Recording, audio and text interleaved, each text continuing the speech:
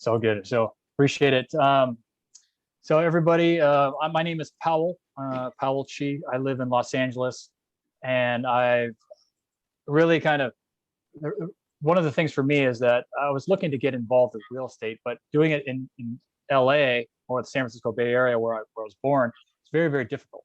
And so I thought, you know what, it really put real estate on a back burner until I realized that I could do it out of state.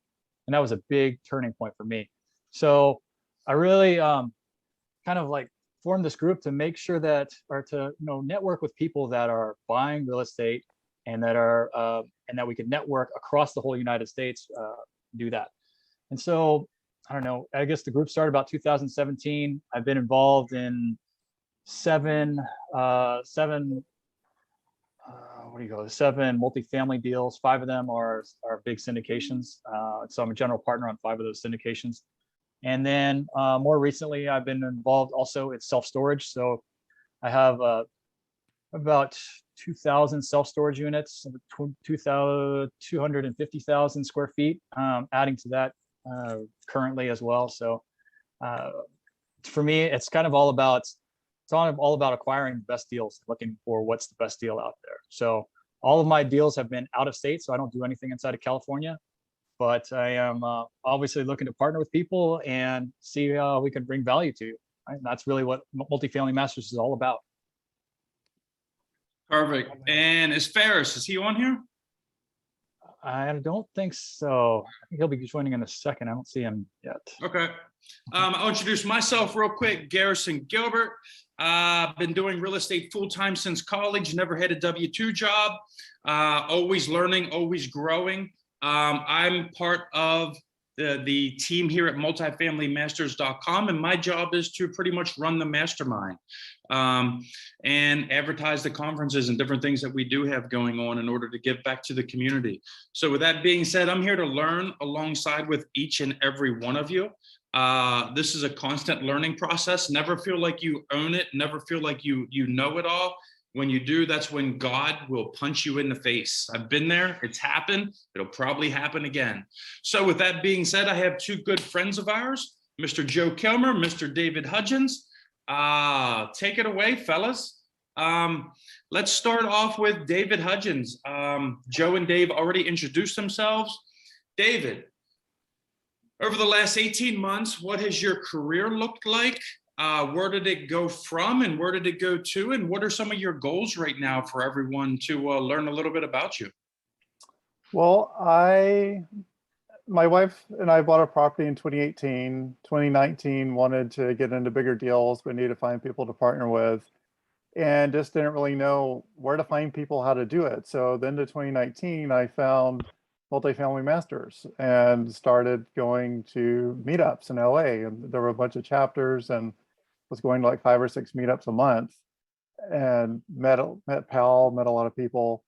And then COVID hit and started doing these Zoom calls and networking with people through that. And 2020 gave me the time to, really spend a lot of time on this. And then 2021, Renato, who's on here somewhere and is in the mastermind also, he and I went to Florida and we started meeting with brokers and driving around, getting to know the area. So wasn't a GP in any deals, just kind of getting started and figuring out my bearings. So last year was a great year of just meeting people and putting the work in and working hard. And you start to wonder, when is it going to pay off? When am I going to get this elusive first deal? And then finally, the last fall, we got something in Atlanta. Was it 324 units, something like that, and closed on that at the end of the year with another guy from LA. So that was great. Finally got that elusive first deal, and then started working with Disrupt in January and just continuing to work hard. And it's not like you work hard and you get something once a month. That's you work hard for a long period and then you get a bunch of stuff, and then work hard for a long period and get a bunch of stuff. So, working 20, 30 hours a week on this month after month after month and, learning stuff but not really paying it off. And then all of a sudden we end up getting, the market shifts a little bit and we get 6 deals under contract. So now it's just exciting to have all these deals that we're capital raising on and closing on, and we're gonna get through this. And then it's kind of back to pounding the pavement again, looking for deals again. And probably gonna be another couple months of just grinding it out, and then hopefully we'll get some more stuff under contract. So going forward, hoping to get another deal or two or 3 or 4 by the end of the year, and then just ramping up for next year and trying to see if we can expand into more markets and get some more deals going. And still just constantly going to seminars and conferences and meeting people and networking, because you never know who's going to be the next partner that you're going to end up working with. Fantastic, Dave. With that being said, 2 years ago to today, how do you feel about how fast or how big your business has grown? Is this where you thought you'd be? Are you behind a little bit? Are you further ahead a little bit? Like, what's that process look like? I don't know. I think I'm always like trying to drive and go faster. And so I always feel like that I'm behind, even though I was wanting to ask Renato this the other day when we were talking, and I forgot. When we started in 2001, what was our goal? Was it to get in 2 deals? 2001, 2000 what? I'm sorry, 2021, last year, beginning of last year. Was it to get into 2 deals last year? I think that's what it was. So, okay, we got into 1 deal. So a little behind schedule there. But then this year, I guess it would be to do another 2 or 3 deals. And it looks like that's happening now. So I think it's going to average out and end up where I want to be, but it's just taking longer than I thought and wanted to. But I think that's the way life is. No, gotcha. Mr. Joe Kilmer. Hey, here's something. I'm going to throw this guy a little bit of a bone a little bit. This guy drove. How far did you drive on my first meetup, Joe? About 4 hours. He drove one way 4 hours to come to my first meetup. I had about 110 people or so in Baltimore, Maryland, and this dude rolled in. I took him out to dinner afterwards. This guy really went above and beyond networking in order to grow his business. And that's fantastic. That's what you really got to do. So with that being said, Joe, same questions Dave just answered. Give us a little bit of a heads up what your business was like 2 years ago, 1 year ago, what you got going on today. How does that process look? And are you further along than what goals you set? Are you a little bit behind? Are you right on track? Or how does that whole thing look for you? Yeah, so that was a great meetup, but a lot of heavy hitters. Powell Chee happened to fly in for that too, right? Or no, Quad That's right. there. Yep. So I knew it was somebody from California and made it further than me. So 2 years ago, I think I had maybe 12 units, and I was just buying them one at a time here and there, smaller multifamilies. Looking to do similar things like David had mentioned: work hard, cash out. A lot of people call it the BRRRR method, and had achieved a certain level with that I was happy with, and I was working on developing relationships locally. I knew about this family that had properties, and funny enough, I went to Rod Cleef's event with Garrison in Baltimore, and I met a guy from the next town over, and through that process, actually going to Baltimore in a meetup, I ended up learning that somebody else had this deal under contract, and then I just kept following up with them, and they never closed. So then I wrote a LOI for it, and it was the retrade from retrade. I think originally I had an LOI for 1.1 million for 45 units, and I called out a 5 unit that I didn't want after going through due diligence, and I ended up closing on 40 units for about 875,000. And that is a pretty decent distressed deal. I got about a $400,000 budget right now for improvements. Some of it's CapEx, some of it I'm doing out of operations and regular. So you're putting about 10,000 a door in, is that right? Yeah, I mean, some of it's just regular turns, so Sure. It's less than 10,000 a door, and then other times it's roof. Like one of the things I just did a quick live video on in our group was about a roof. So I got a 12-unit mixed use building that has a rubber roof on it, or actually is old tar and felt. and I thought I was going to have to do a rubber roof. I got quotes to do a rubber roof, and it was going to be about $80,000, which was a lot more than I had budgeted, honestly. And I ended up just beating around trying to find different things. Didn't go with the rubber roof, didn't go with TPO. I ended up going with the metal roof because there is a slight pitch on it, and that was just getting finished up for about $24,000. So, and I had budgeted $32,000, so I came in under budget on that. I was very happy, and we had a nice rainstorm the other day, so we proved out its usefulness. No leaks at all, huh? Yep, no leaks at all. The other, so what was the other question? Where am I at? Where would I like to Or be? do you feel like you're a little bit behind your goals, or do you feel like you're a little bit further than what your goals that you set, or like how's that look to you? I always like to have a stretch goal, and then if I land somewhere near it, I feel good about it. I'm not somebody that's hung up and beats myself up over, missing a little bit here and there. I'd like to be a lot further along in this reposition. Right now, I've got about 15 units out of those 20 that are in some form of construction and turnover. One is a 5-unit that had to get a sprinkler system put in because it didn't have a C of O, and that process is moving along a lot slower. And then there's another 5-unit near it that is also a full gut. So those are pretty significant, and I was hoping to be further along through the summer. But the other ones are going real well, and I wanted to share a little bit of success. I think I shared this out maybe in the group at one point, but just with going in and making some improvements in the rent roll, I was able to raise rent about $3,600 a month, which worked out to $43,000 annual, and with an 8% cap rate, that was about $542,000 of added value. And Good then, for you, man. That's a nice $500,000 payday. yeah. Mhm. So then I just went through, and some of those leases we did just 6-month improvements, and then we've also had some turnover.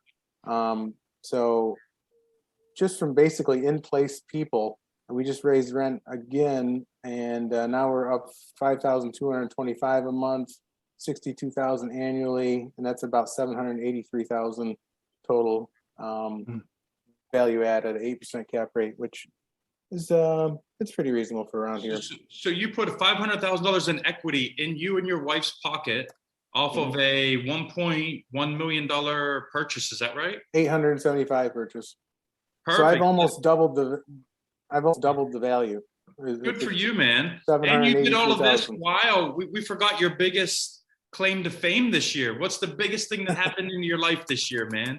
Well, he's a year old now, so yeah, I had a 3rd child, and so now I got 3 boys. I love it. So with that being said, here's a little tip for everybody listening. If you think you're too busy, if you have an excuse, if you have a W-2 job, Joe, do you got a W-2 job? Yes, I do. Joe, do you got a wife and family? Of course. Joe, did you just have a new baby? You know that. Joe, did you just close a 40-unit apartment complex? Yeah. Because he has no excuses. What's your excuse? I hear excuses all the time. If Joe can do it, I don't want to say if Joe can do it, anybody can do it. But if Joe can find time, anybody can find time. Pal, you have a W-2 job? I just put in my 2 weeks today. No. Let's rewind. Do you have it? Just yes or no? Do you got a W-2? Congratulations. Yes, Thank you. You got a wife? I do. How many kids you get? How many kids did you have this year? I have one, so he's 15 months old. So Boom. With that being said, just no excuses, people. There is no reason you can't find time. If you want it, you got to find time to go make it happen. Sorry, Joe, man. I didn't mean to cut in with that, but I needed to throw your Enzo out there. Yeah, buddy. Awesome, pal. Go ahead. Feel free to take the next question, my man. yeah, so you know what? I wanted to just rewind just real quickly. Maybe both of you guys can talk about your first deal, right? First multifamily deal, right? So let's talk about the very first one, just really quickly. Like, what was it? How did you find it? How did you finance it?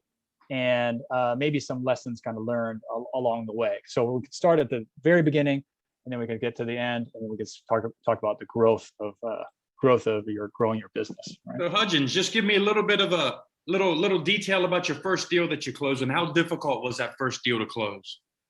The first multifamily, it was really hard. I'd done a bunch of single families, so I was kind of used to that, but dealing with the lender on this Give us We're an idea totally- what it was, where, what, size wise and everything, because people don't Uh, really, might not have joined early on.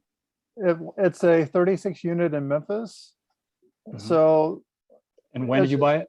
2018, we went under contract in 2017 and closed the beginning of 2018.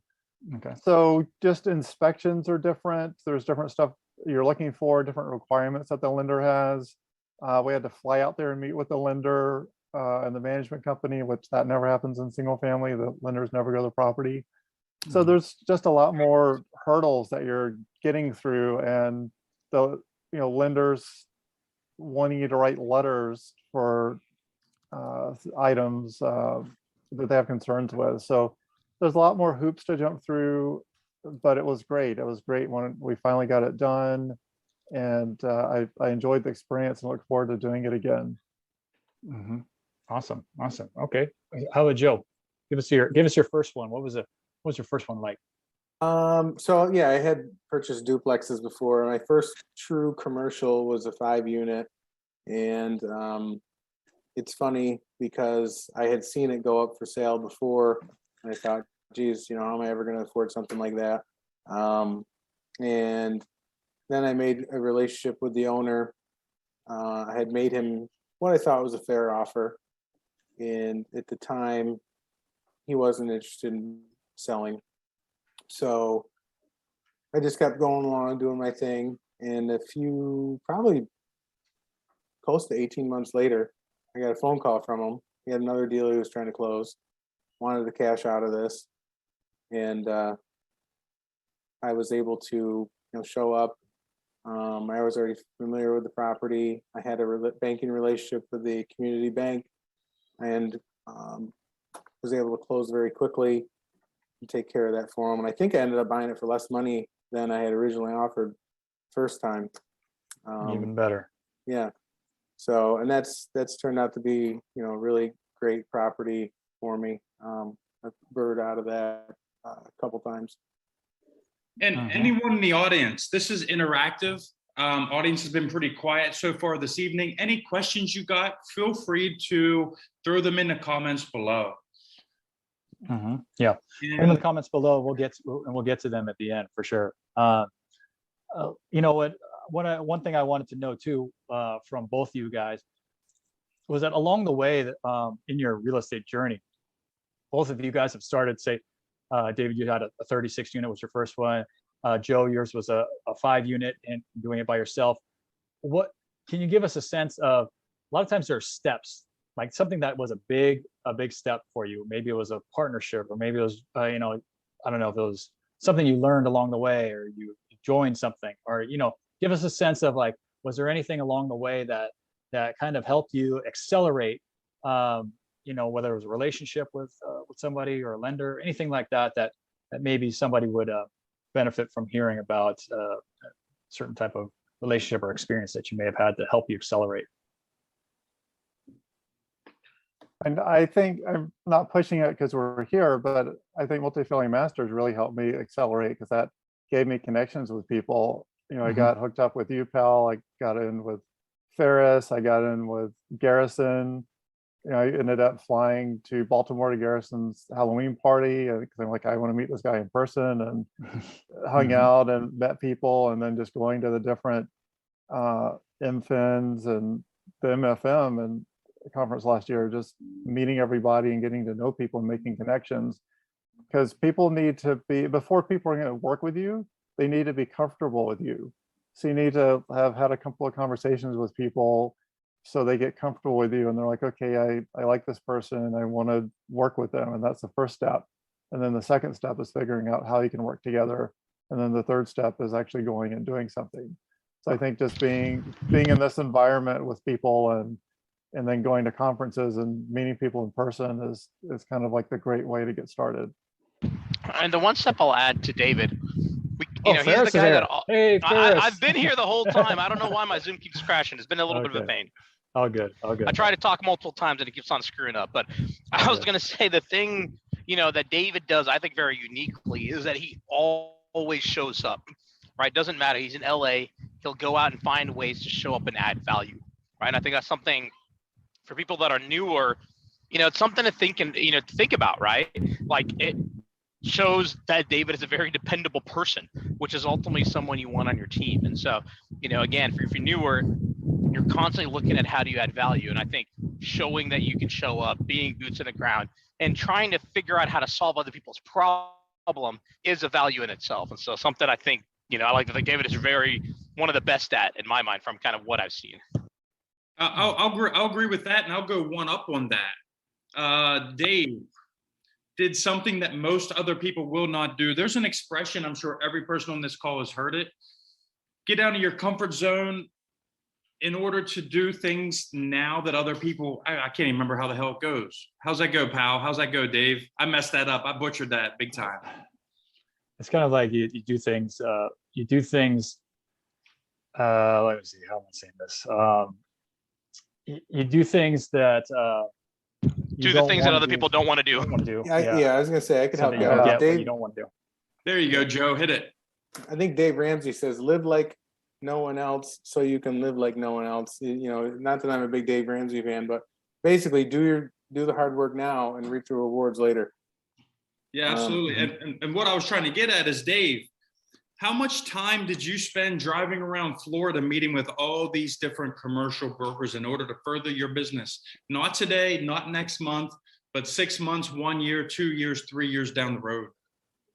Renato and I spent 2 weeks. We did 2 weeks, went to multiple markets, met with multiple brokers. How many brokers do you think you met with during that 2-week time period? I want to say around 20. That's fantastic, man. That's awesome. Yeah. And then I've been back to the markets a couple of times. I'm going to Tennessee in a couple of weeks to meet with brokers. So you just have to constantly be making those connections and remaking those connections. Absolutely. And Joe Kilmer, whenever you and I first talked, when you first got into Mastermind, I remember you and I talked about, was it Memphis or was it Nashville specifically? Knoxville, Tennessee. Mm-hmm. So with that being said, I've seen your career blossomed over the last 12 months or so. Are you still interested in Tennessee? Or are you now focused more close to home? Or what's that game plan look like for you and the missus? Yeah, absolutely. I mean, I think we're heading there on Thursday. Oh, okay. We're going to see our friends who live there. And we like that area. I think long term, this deal that I have now is a real game changer, and hopefully it will lead me to the same path that Powell's on, or has just taken the step of being independent. And then I can have, all that equity to invest in other deals or focus on my, syndication business and things of that nature. So going back to the question that you asked earlier, what's some of the stuff, and I just want to talk about, really want to name names like Frank Greco. David has become a really great friend. I see Glenn on here, Jillian, Eddie Wong, some of the OGs that have been here, Steve Ronan, we've been at a party together, Ferris. There's just so much benefit. And even if you're like a guy like me that does a lot of stuff on his own, so does Frank. You don't have to just be interested in syndicating apartments out of Austin, Texas to get value from a group like this and from being a part of people that are interested in doing this kind of stuff. 100%. Yeah, and that's what I kind of bonded with Joe in the beginning, because we both had the same financial goals, the same amount we're going to make, and we're kind of going at it from 2 different directions. And I think he's probably ahead of me, and I think that's great. I'm excited to see both of us go and be successful and reach those goals. So that's what's been great about getting to know people, is you get to know them and you have the same goals, and it kind of helps motivate you. Yep, absolutely. I think there was something in here. There was a question in the group about, the banking relationship. Somebody asked, how important was the banking relationship been buying multifamily commercial? Are you using the same bank relationship over and over? I have been using the same relationship over and over. And this last deal I did was kind of a bit of a stretch of a distressed deal for somebody to take on their own. And because, they had a relationship with me, I've basically, they've lent me a lot of money, and I've given them back more money multiple times. And they said, because of that, we're willing to take a risk on you for something of this nature because you've shown performance. I don't know about you, David, if you probably use multiple lenders. Yeah, well, the first deal I tried to get in San Antonio, we went through 7 lenders and couldn't get approved and had to walk away from it. So that was a huge learning experience for me. Yeah, I mean, the lending side of the lending can be something that you need to focus on, right? And make sure that you have a lender who does believe in you, right? And so sometimes it's hard to like get that lender right away. Like you need to massage that relationship, the whole time you're looking for properties, not just when you get a property, right? So it's a super important part of the process. And you got to be comfortable with that lender too. So, we've all heard about some predatory things that have occurred, and I looked at different lenders when I was buying this deal, and I got some quotes, and I think I could have had I could have possibly shaved a little cash off of the expense and did a little bit better, but I knew I was going to close. I had surety of closing and I had surety of the relationship in the repositioning process, that I didn't want somebody new that was going to be jerking me around and doing things that would make me uncomfortable either. Mm-hmm. And one more trick in regard to the lending. It's great to build that relationship, but always have backups. A lender's great, just like a contractor. A lender is great until they're not so great. A lender is great until they disappear. A lender is great until XYZ happens, and it happens. So always have a backup lender, even though you do build and form that relationship. I could think of nothing more valuable to a lender than to be referred to other potential syndicators or investors. How hard would it be for you guys to publish a Google Doc for highly recommended lenders that you've worked with? Share some of that information.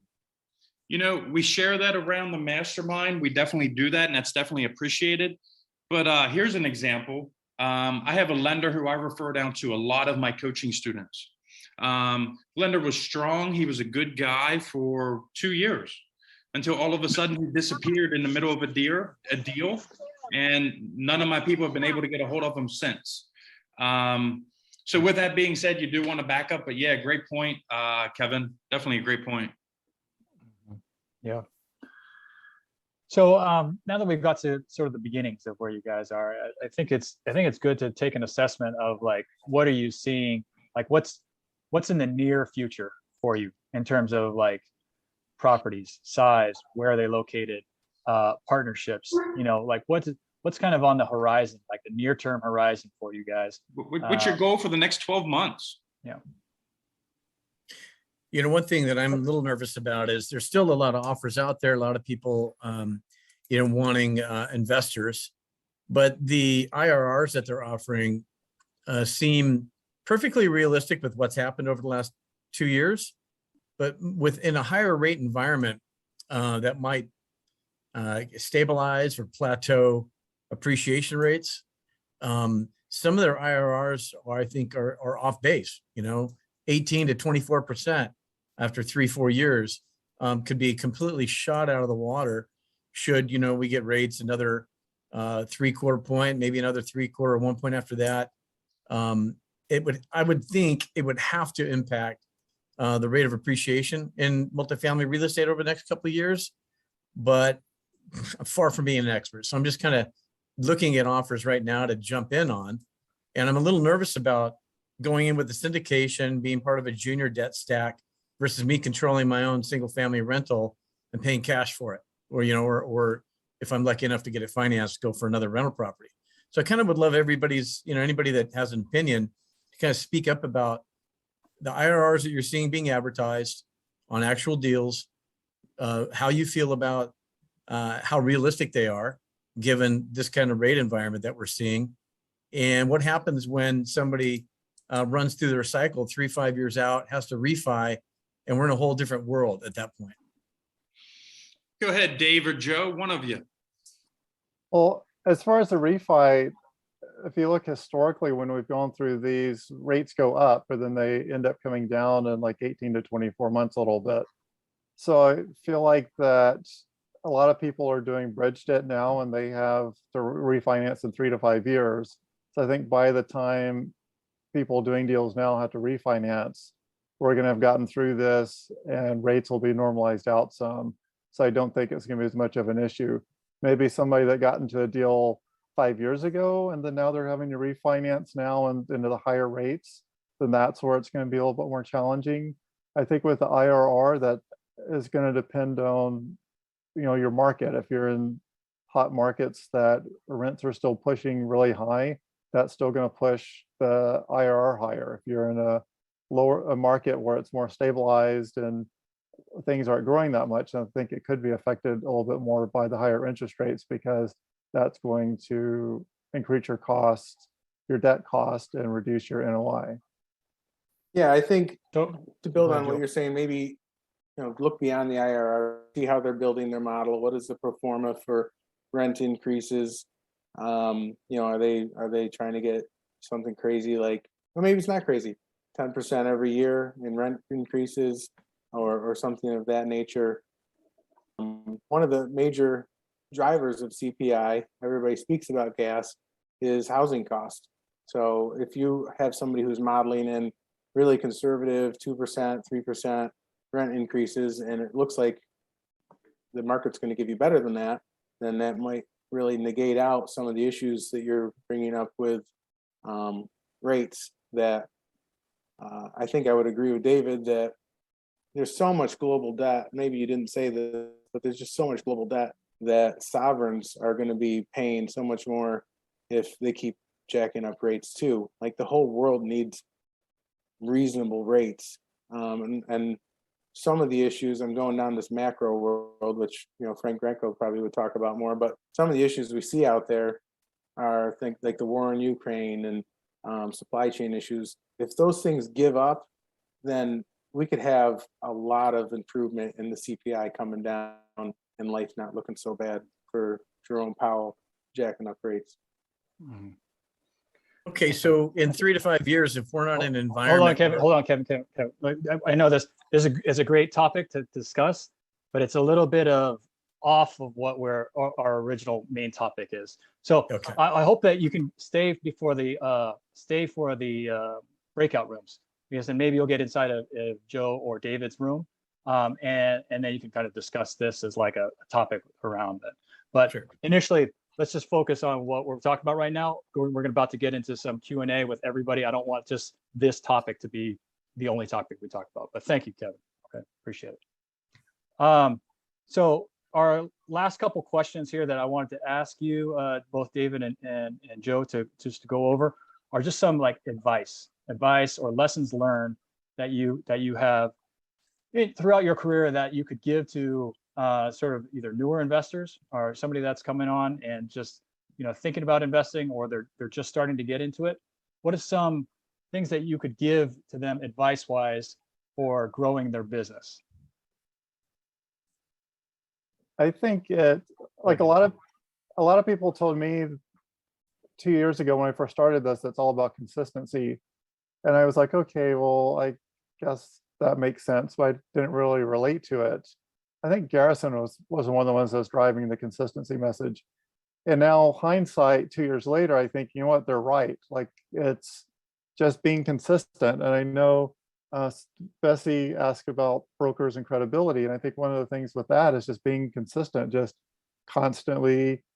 Every couple of months, I'm talking to the broker. Every couple of months, I'm going to the market and seeing the broker. And now 2 years later, I'm still there. I'm still doing it. So it's not like I'm some new guy that's going to waste their time and go away. I'm still there. I'm consistent. I'm doing it. And it's the same thing with this, being around you guys and being consistent in this group. I think just being consistent with everybody is one of the things that you need to do. And also timeline. People think, oh, I'm going to start this and 2 months from now I'll get my first deal and it'll just start snowballing. Not necessarily. I mean, everything has this long slope and then you go like that. So you've got to, it's a longer term project. It's a multiple year project. So you just have to have that mindset going into it that you need to work at this for a couple of years. David, could you give people a sense of how do you keep track of your consistency? How do you do it? Is it just all in your head that you need to call somebody every 2 months, or are you using any type of system that helps you out with your consistency? I could use a better CRM system, to be honest with you. I have one. I don't use it. I use it some. I use a spreadsheet some. and I keep up with KPIs. So I'm trying to track how many brokers did I call this week, how many LOIs do we do this week, how many deals did I submit. So that's kind of a good way for me to kind of track it and be, oh, I'm behind. I didn't talk to as many brokers last week or two. I should reach out to some this week and kind of play catch up. So I feel like using KPIs is a good way to track it. Okay. All right. Good. Good. Joe, how about a sense of like lessons learned for everybody? Lessons learned, some advice that you could give to people to grow their business. Right? Yeah, absolutely. I think you've got to be willing to do what you believe in while everybody's telling you that it's a bad idea. And maybe it is a bad idea, but if you have something that's proven like multifamily real estate and you've worked with a group, people that know the business, people like that are on this call right now, and they say, geez, that is a good idea, and you're getting good feedback on things like that, other people in your world might not be so supportive. So there's a lot of time when you're going to have to show up and you're going to have to be consistent when those around you might not necessarily see the benefits of what you're doing. And you're probably going to have to do some small tasks that aren't going to be very significant for a long period of time without a huge payoff. You know, I shared for me some numbers that were pretty significant. And, you know, maybe they're not significant for others on this call, but for me, they're pretty significant. And, you know, there was a lot of time where it wasn't numbers like that. You know, I was excited to be clearing, you know, $200 a month or something on my first duplex or something of that nature. But so that's the big piece of the consistency that maybe isn't talked about, just the mindset of being able to show up while there's adversity. No, that's good. Has there been any things that have helped you to have that right mindset, to that when people are telling you kind of like negativity, that you've been able to stay positive, stay on track? Any sort of systems or mechanics or anything that has helped you? Yeah, honestly, you know, I love Excel spreadsheets, and I could see progress of things that are improving on a regular basis. You know, we measure things in annual periods of time. So every time you do your taxes, you see, wow, I'm this much further ahead. As far as a mindset and things that you use to maintain positive energy, I mean, I really like Jim Rohn. He's got a lot of good sayings, and I actually have this kind of old CD from the early 2000s that I used to listen to. That was a lot of his speeches put to a beat. It's some music, and it's really a phenomenal set of knowledge that is easy to listen to. So those are two things. Awesome. Okay, well, thank you. So I wanted to get into some of the Q&A that people have been putting in the inside of the chat here. So let me see. We got one from Marcus asking, and both of you guys can answer this. You don't have to spend too much time because there's a decent amount of questions here. But for your first apartment, how did you raise capital? Was it primarily family and friends, or what was your ways of raising capital for your first deals? Why don't you start, David? For me, I was house hacking in LA. So bought a house in 2009 that needed a lot of rehab, did a slow flip on it, sold it, and took that capital and put that in, used it to buy my property in Memphis. Okay. All right. Good. So you did it by yourself, mostly by yourself? Yeah. Through a house hack that you had. Okay, good. All right, Joe, how was your first one? Well, my first one, I did a house hack with an FHA loan, and that was a 3-unit. My first one I didn't live in was I basically had $20,000 and some credit cards, and I was able to buy it really low and a distressed deal and put in sweat equity.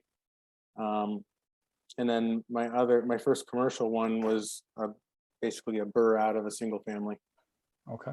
All right. So for both of them, they didn't start out necessarily raising capital for your first one. Does that sound accurate to you guys? Yeah. Okay. So you guys did them on your own. Yeah. They didn't really look to raise capital on the first one. I mean, that's all kind of your personal choice. I know that was my personal choice as well, my very first one. It's just I wanted to do it by myself because I didn't really want to put anybody's money at risk. And I thought, like, if it's anybody's money at risk, at least mine. If I fail, then it's my fault, right? I'm not really going to blame anybody else, and I don't want to take anybody's money when I'm doing my very first deal, right? So that's something to think about. So Aman, that kind of answers your question about how to find investors for your first deal. When did you start? Maybe this is a question related to yours, Aman. But when did you start looking for investors or start talking to people about investing in your type of deals? So when did that come around, David? For me, it was when I did the first syndication deal the end of last year. That's when I first started talking to people about it. And I've been talking to people that have been doing this, but that was really my first opportunity to have for people to invest in. So I really had serious conversations. And then now that, I have another deal that I'm working on, then I'm able to have more conversations with people. And it's been great to catch up with some old friends and talk, but that was just kind of the progression for me. I didn't really start talking to people about investing until I really had something to invest in, and maybe I should have started earlier doing that. Yep. You should have. I would tell you this: if you have a 36-unit apartment building, you should be telling people, and you should be letting people know what you're doing and getting them ready for the next deal. And even if that deal takes a year from you to get, you should definitely be like letting people know what you did. And I remember talking to you about that before. It's just like, Yeah. Dave, you already got a 36-unit. Why aren't you telling everybody what you're doing? Right. So how about you, Joe? When did you start telling people about investing with you and what you're doing? I remember going to that first meetup in Baltimore. I didn't even have business cards or anything like that. And I was talking to a friend. I was really nervous. And, he said, just start texting people your name and number and things of that nature and where you're at. So that was really the first time that I went to a meetup and started telling people what I was doing and developing those relationships with investors. Sure. And how about marketing, both of you two? So you guys are starting out, you may have started out, like David, you said, you might have started out later. Joe, you just said you didn't really even have business cards. Talk real quickly about what type of marketing maybe that you do now, or what did you do when you started out? Well, in 2020, when I started, I did did the Raise logo, did little website, did business cards, just to try to start communicating with people what I was doing and use that to pass out to people. Got more active on social media, got on LinkedIn, Facebook, and tried to start talking about real estate and educating people more on what I was doing. Okay. All right. Joe, how about marketing wise for you? Yeah, the Facebook groups, I really started out in Rod Cleef's group and actually got kicked out of his group a couple times for sharing some information or sharing links. And he ended up calling me personally and letting me back in and apologize. That was a fun experience. But then I guess the first real step to do something more than just networking and marketing in a group was in this particular mastermind. I'd say that marketing and developing that type of messaging is my weakness. I'm strong with operations and rehabs and things of that nature. Koa helped me get a website together as a group. I came up with some names and the group kind of fielded them for me a little bit. We came up with Always Equity. So I was able to buy that domain, alwaysequity.com. I remember that night when we did that.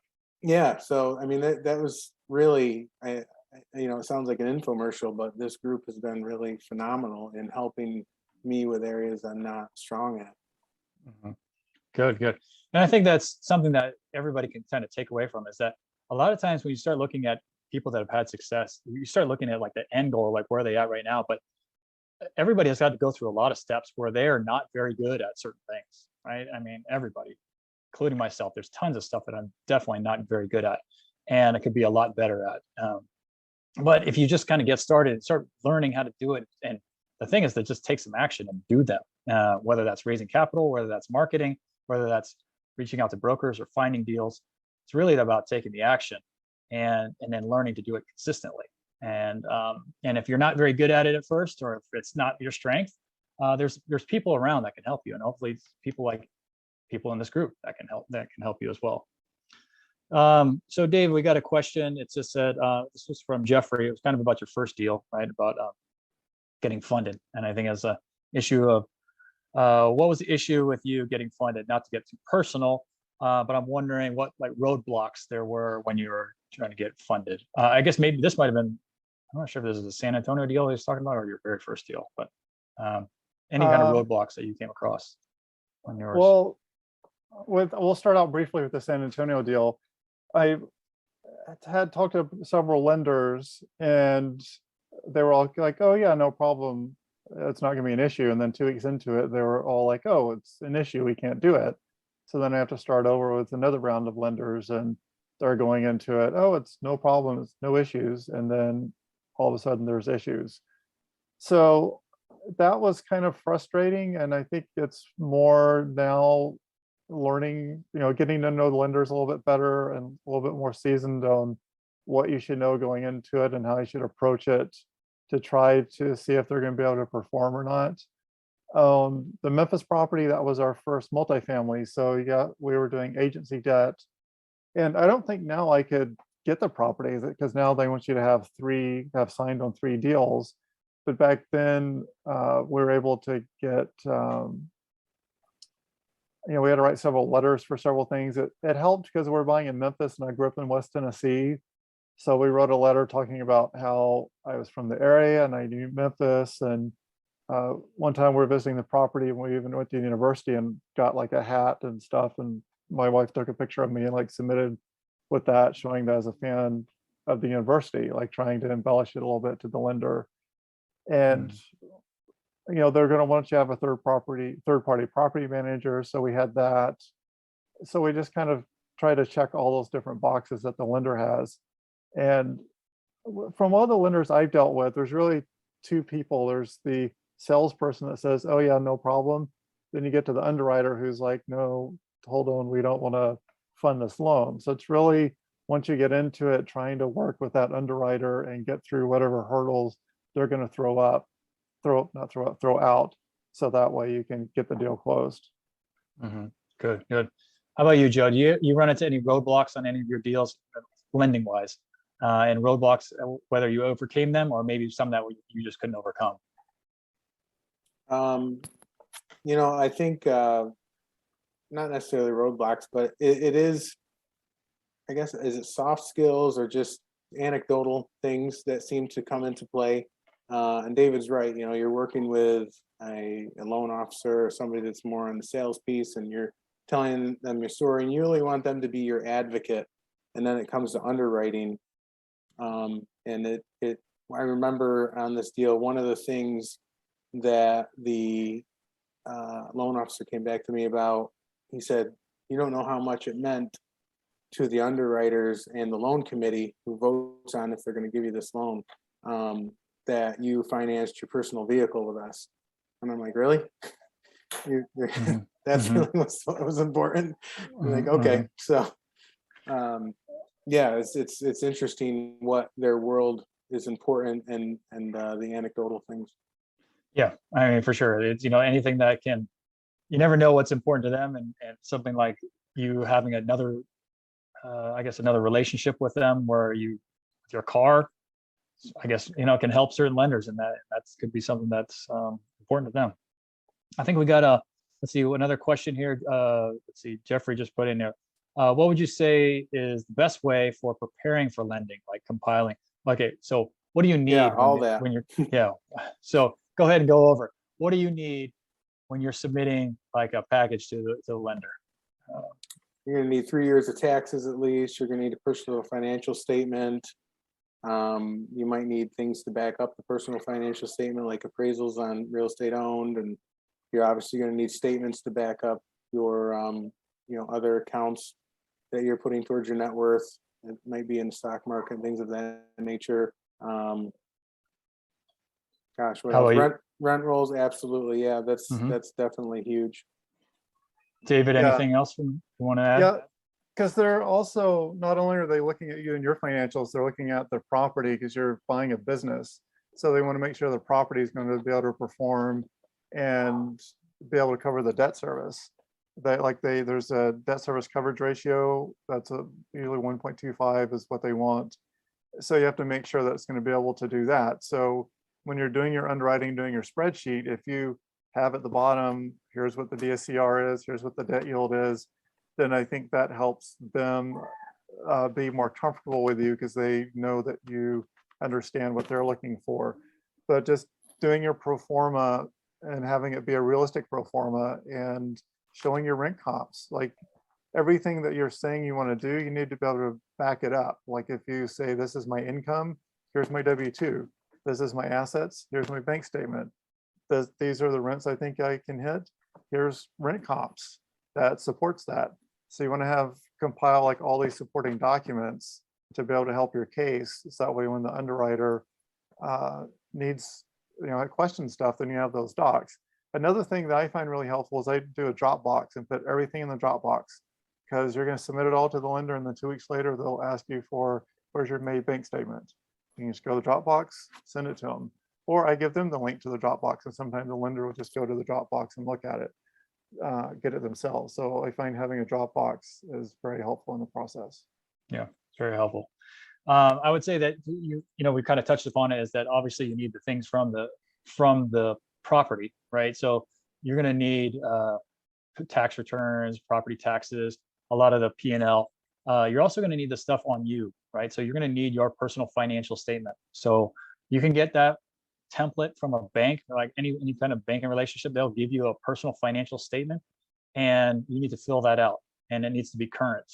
So it's going to include all the things that are assets to you and all the things that are liabilities.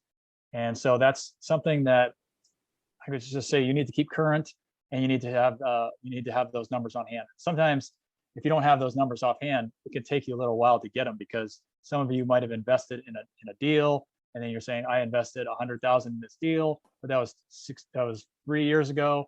What is that 100,000 worth? All kinds of different questions that you may take you some time to kind of go through that. So make sure you have your personal financial statement updated. And just so you know, for me, I just fill out one, like I fill it out for one bank. And if another bank asks me for it, I just give them the same one. So even though they might say, hey, here's our personal financial statement, fill this out. I'm just like, no, here's the one I already filled out. I just submit it, even if it has Bank of America and it's supposed to be Wells Fargo, or anything like that. It doesn't really matter. They get the idea. Okay. Well, very good. Well, I appreciate Joe and David lending their knowledge, their experience of what they've done in multifamily. I hope you guys have all got some value out of this.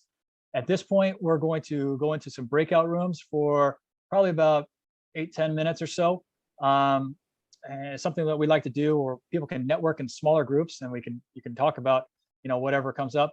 I would suggest, generally the way that I do it is, you let everybody talk for a minute, just try to introducing who you are, where you're from, what you're interested in, and then maybe a question or a topic that you'd like to talk about. Let everybody go around the room for 1 minute, and then go ahead and start your topics and talk about whatever it is. After that, we'll bring everybody back into this, and then we'll just kind of leave it open and for people who want to stay, because there'll be people who want to stay for a lot longer. So we'll just leave it open after that, kind of an open-ended thing. But just for the last couple of announcements, if you are interested in our let me see, I put our Facebook group. Join our Facebook group. It's multifamily. It's Facebook/group/MF Masters. We do announce a lot of different things inside of there. So we'd love to have you join our Facebook group. Also, while you're at it, there's people like listing their information. David, Joe, make sure you guys list your information again in the chat so that people can have it, because I know you guys did in the very beginning, but we had a lot of people enter in after that. So everybody else do that as well. Make sure, if you're interested in connecting with people offline, put in your information in there. Multifamily Con, we got Multifamily Con coming up October 1st and 2nd. It's our in-person event. It's in Las Vegas. That's at Caesar's Palace. So for those of you who are interested in attending a live event and meeting people in person, which personally I think is much better than Zoom, but I love being out there and just kind of shaking hands with everybody and getting to know people in person. So if you'd like to do it, you're going to be able to see a ton of us who are on here out there. It's October 1st and 2nd, Las Vegas, multifamilycon.com. If you just use my name, Powell, as a code, it'll get you $100 off at this point. Okay, so that'll give you some incentive to go there. And let me see. Oh, and just for a little quick plug, I don't know for everybody. If you are interested in buying a property, I have a property that I am selling. So I put it all on like Facebook and a bunch of different places, but you can reach out to me personally. I have a 40 unit in Indianapolis. It is my very first property that I bought, and I am looking to sell that. And so if you're interested, let me know. Okay. That said, I'm going to break us into breakout rooms. Again, we'll go there for about 10 minutes or so. Get to know people. Make sure you connect with people. Make sure you give everybody in the room your contact information, and we'll go from there. I'll see you on the backside.